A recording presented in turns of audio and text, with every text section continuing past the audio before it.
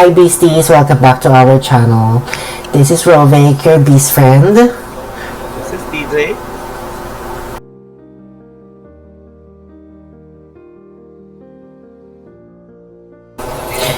So for today's video, pag-uusapan namin ng Beast friend nating si DJ kung obligasyon ba ng mga anak ang kanilang mga magulang.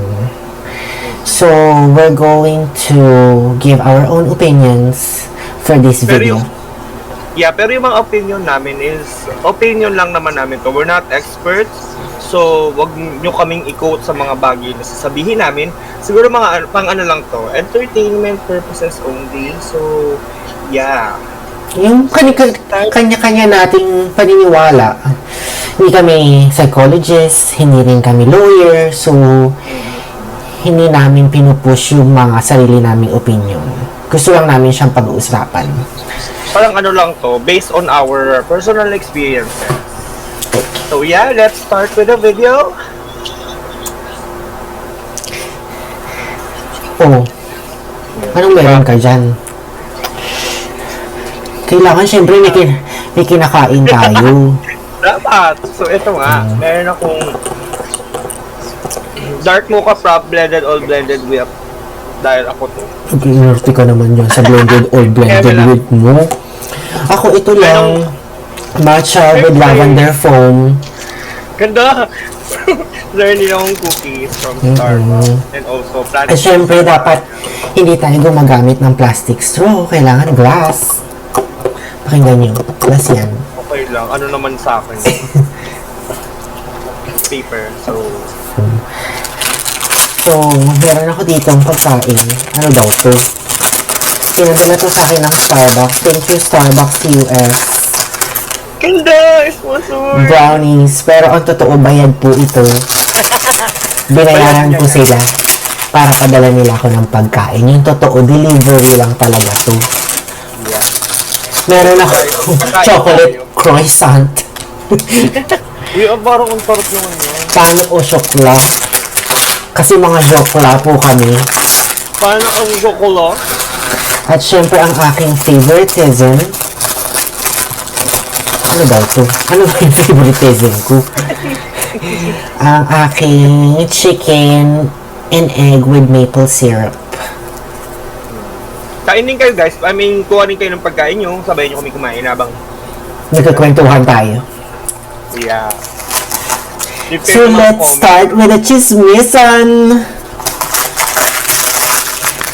Ano ba pagkain mo pala? Ito nga, pinakita ko na, diba? I have plant-based lasagna and also cookies. I believe macadamia. Chocolate macadamia cookie. Oh yeah, kain guys! So, Ayun nga. yung chismisan natin for today, obligasyon ba ng anak ang mga magulang? For me, para sa akin, hindi. Ikaw, ate. Para sa akin, since Pilipino tayo, tapos ano tayo, very family-oriented, para sa akin, dapat tulungan pa rin ng mga anak ang kanilang magulang, especially kung ano na, parang may karapatan na sila or kaya na nila na suportahan yung mga magulang nila. Pero, not necessarily na kailangan magdemanda ng magulang sa kanila, yung mga kailangan ng mga magulang ha. Yung talagang demanding na. Hindi na yun, that's a no-no for me. Pero, as much as kaya ng mga anak na tumulong sa mga magulang nila, agree ako din. Yun. Ay, para sa akin, big issue talaga siya sa Philippines. Since dahil family-oriented nga tayo, karamihan talaga sa mga Filipino is hanggang sa makapag-asawa na kasama pa rin yung mga magulang nila. Well, sa akin is okay. Pero ako talaga, hindi, pag sinabi yung obligasyon, kasi mabigat na bagay pag sinabing obligasyon eh. Totoo. Sa akin hindi. Hindi ako agree dun. Kasi para sa akin, it's a choice. Choice ng anak kung susuportahan ba niya yung magulang niya or hindi. Lalo na kung hindi naman kaya nung anak. Kasi naniniwala din ako na bago ka makatulong sa ibang tao, o sabihin natin hindi naman ibang tao yung magulang mo dahil magulang mo yan. Pero bago ka makatulong, kailangan tulungan mo muna yung sarili mo eh. Para sa akin, paano ka aangat kung lahat sakop mo, so mahihirapan ka. So para sa akin, kailangan magsimula ka dun sa sarili mo. Yeah, may point doon na dapat talaga mag-start sa'yo na yung parang kung paano ka tutulong, dapat tulungan mo muna yung sarili mo. Dapat talaga mag-start sa'yo. Pero kasi, di ba nasa Amerika ka ngayon, ganyan. Siguro na-adapt mo lang yung culture nila, like, yung pag 18 nila, di ba, umaalis na sila lang sa bahay, tapos sila na yung bahala sa buhay nila, they're going to pay their debts, mga ganyang eksena. Siguro depende talaga siya sa lugar, yung ganitong issue, depende talaga siya sa bansa or sa lugar na kinagisnan mo. Pero ako hindi. Ganon siya. Hindi talaga. It's a choice pa rin sa akin whether nasa Pilipinas ako or nasa Amerika ako. Kasi ako, hindi ako sang-ayon sa obligation mo yung magulang mo. Pero I chose to support my mother. Maswerte si mother ko dahil pinili ko na suportahan siya.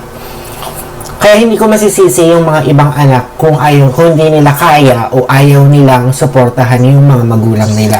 Unang-una, kaya ba nila? May sapat ba silang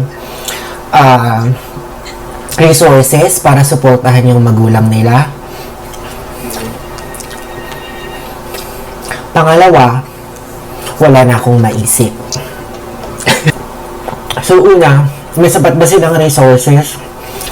Pangalawa, may mga magulang ba sila? Hoy!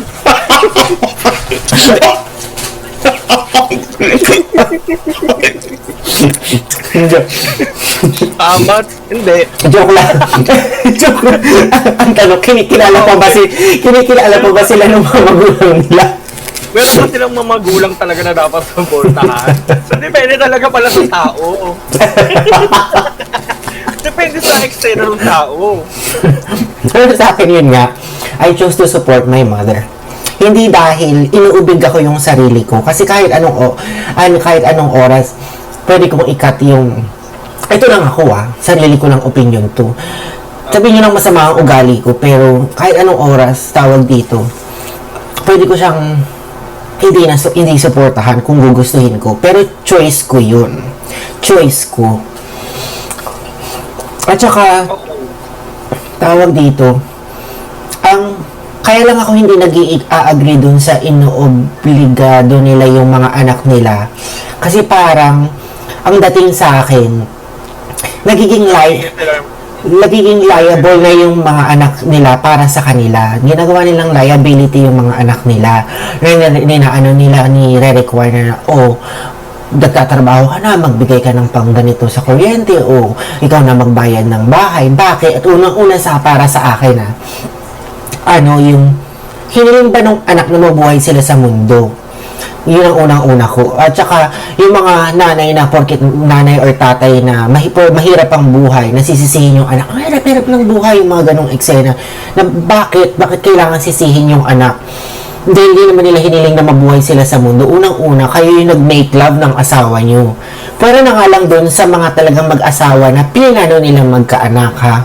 Dahil ginusto nila yun. Lalo na, kasi yung karamihan naman sa atin dyan, masyadong tabu yung yung pag-uusap about sex, 'di ba? Kaya karamihan bigla na lang nabubuntis, bigla na lang nagkakaanak, tapos magiging pasan nila sa buhay yung anak nila, which is tapos isisisi lahat doon sa anak na hindi kasalanan ng bata yun. Ang mahihirapan doon yung bata, ang magkakaroon ng masamang effect doon yung bata.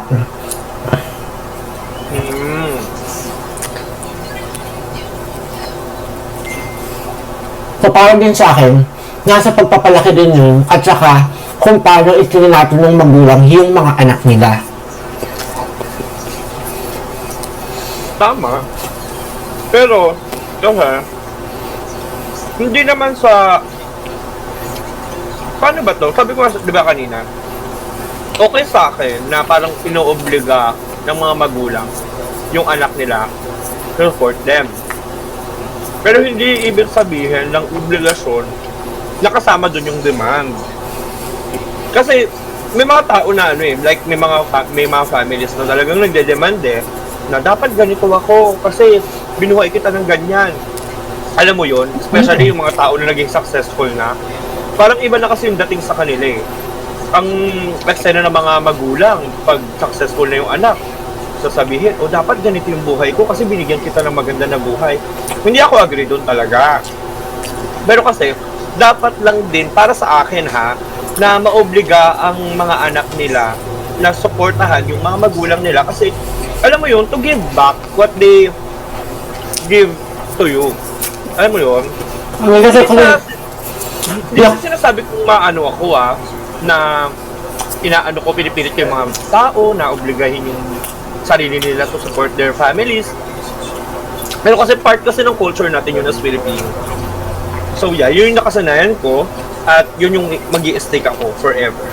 Ako naman kasi ate, kaya sinasabi nilang, naku yan, si bakla walang utang na loob yan, yung ganun. Hindi ako naniniwala sa utang na loob. Unang-una, nabuhay ang isang tao, choice mo, nabigyan siya, buhayin siya, pag-aralin siya, o kung ano man ang binigay mo sa kanya. Choice mo yun, hindi choice ng bata yun. Kaya wag mo na sabihin sa kanya na wala kang utang na loob, na binuhay ka namin, or eksena na dahil binuhay ka namin kaya kailangan mong bayaran. Walang pagbayad. Hindi pinili ng bata na palakihin mo siya o gastusan mo siya. Kung reklamo ka lang din naman pagdating ng panahon, dapat pinabayaan mo na lang yung bata. Dapat walang ganun. Kaya parang sinusumbat mo na lang dun sa bata na na nabuhay ka dahil sa akin. Oo, nabuhay ka dahil nagkaratan kayo. Diba? O diba, nagagalit ang ate nyo?